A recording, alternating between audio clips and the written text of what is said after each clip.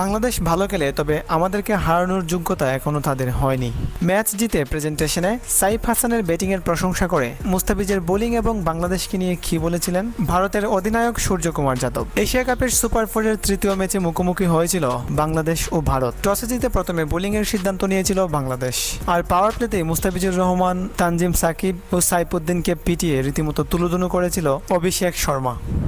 প্রথম 10 ওভারে করুচে বোলিং করলেও শেষ 10 ওভারে কিছুটা স্বস্তি ফিরে পেয়েছিল বাংলাদেশের বোলাররা। মুস্তাফিজের এই দুর্দান্ত রান আউটে অভিষেক শর্মা আউট হওয়ার পর ব্যাটিংয়ে ছন্দ হারায় ভারত। ওই সময় রিশাদ হোসেন তুলে নিয়েছিলেন 2টি উইকেটস। প্রথম ওভারে করুচে বোলিং করলেও পরের 3 ওভারে খুব ভালো বোলিং করেছিলেন মুস্তাফিজুর রহমান। সেই সাথে নিয়েছিলেন একটি উইকেটস এবং করেছিলেন দুর্দান্ত একটি রান আউট। এছাড়া একটি করে উইকেটস নিয়েছিলেন তানজিম সাকিব ও সাইফুদ্দিন। শেষ পর্যন্ত 20 ওভার শেষে 6 উইকেট হারিয়ে 168 রান করে ভারত। আর জবাবে ব্যাটিং করতে নেমে প্রথমেই জাসপ্রীত বুমরার বলে বুল শট খেলে আউট হয়ে ফিরেন তানজিদ তামিম। কিন্তু সাইফ হাসান করেছিলেন দৃষ্টিনন্দন ব্যাটিং।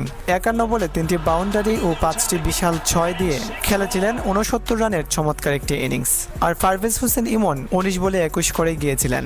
এই দুই ব্যাটসম্যান ছাড়া বাকি ব্যাটসম্যানরা শুধু আসা যাওয়ার লাইন ধরেছিলেন, আর যে কারণে 19 ওভার 3 বল খেলে 127 রান করতে পারে বাংলাদেশ।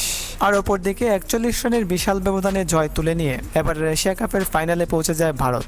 এদিকে ম্যাচ জয়ের পর ম্যাচ শেষে ভারতীয় অধিনায়ক সূর্যকুমার যাদব বলেছিলেন, বাংলাদেশ অনেক ভালো খেলেছে, তবে আমাদেরকে হারানোর মতো এবিলিটি এখনো তাদের হয়নি। তবে আজকের ম্যাচে তারা খুবই দারুণ পারফরমেন্স করেছে। আশা করি তারা নেক্সট ম্যাচে পাকিস্তানকে হারিয়ে ফাইনালে পৌঁছে যাবে। এছাড়া সাইফ হাসানের ব্যাটিংয়ের প্রশংসা করেছেন এবং মুস্তাফিজের এই রান আউট এবং তার বোলিংয়ের প্রশংসা করেছিলেন সূর্যকুমার যাদব। 3 ম্যাচের মধ্যে 2 ম্যাচ খেলে ইতিমধ্যে বিদায় নিয়েছে শ্রীলঙ্কা। আগামীকাল পাকিস্তান বনাম বাংলাদেশ, এই দুই দলের মধ্যে যে জিতবে তারাই ফাইনালে যাবে। পাকিস্তানকে হারিয়ে বাংলাদেশ কি ফাইনালে যেতে পারবে? আপনার কি মনে হয়? আপনার মতামত কমেন্টে জানিয়ে যাবেন।